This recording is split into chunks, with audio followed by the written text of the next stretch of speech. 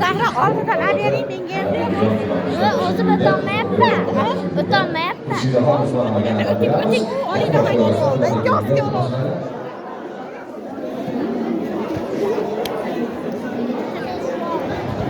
Opa.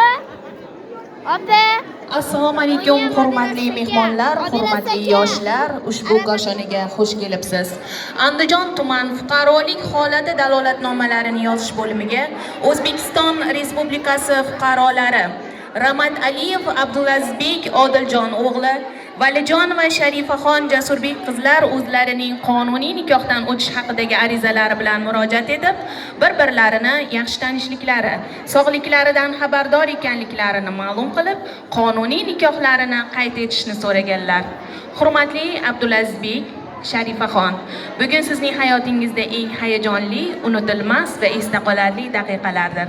Chunki bugun siz oila ostonasiga qadam qo'ymoqdasiz. Oila esa sharqda azaldan muqaddas dargoh hisoblangan. Shu sababli davlat vakili sifatida O'zbekiston Respublikasi Oila kodeksining 13-14-moddalariga asosan sizlarga bir necha savol bilan murojaat etmoqchiman. Sizning bugungi tuzayotgan qonuniy nikohingiz o'zaro rozilikka, samimiylikka va poklikka asoslanganmi?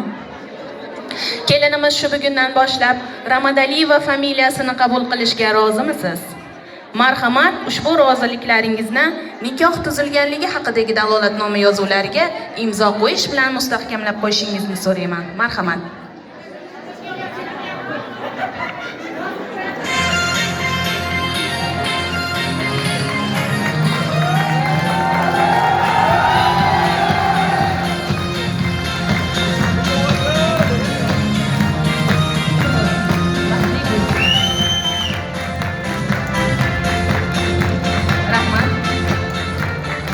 Bugun 21-aprel kunida 247 sonli dalolatnoma yozuvi bilan qonuniy nikohingiz qayd etildi. Bugundan boshlab men sizlarni bitta oila, Ramadaliyevlar oilasi deb e'lon qilaman. Bugungi yangi tuzilgan oilangiz muborak bo'lsin. Ma'lumki, o'zbek oilalarida oila boshlig'i erkak kishi hisoblanadi. Bugungi yangi tuzilgan oilaning boshlig'i hisoblangan Abdulazizbekka oilaning birinchi huquqiy hujjati, davlatimiz gerbi tasvirlangan nikoh guvohnomasini O'zbekiston Respublikasi nomidan topshiraman.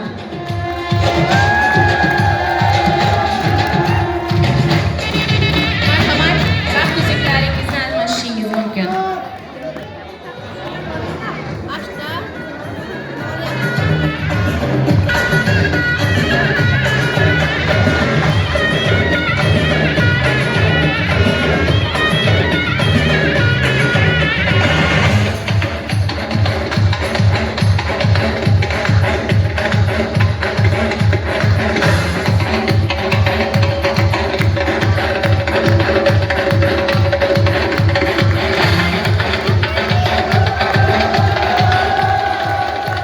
Vaqt uzuklaringiz muborak bo'lsin.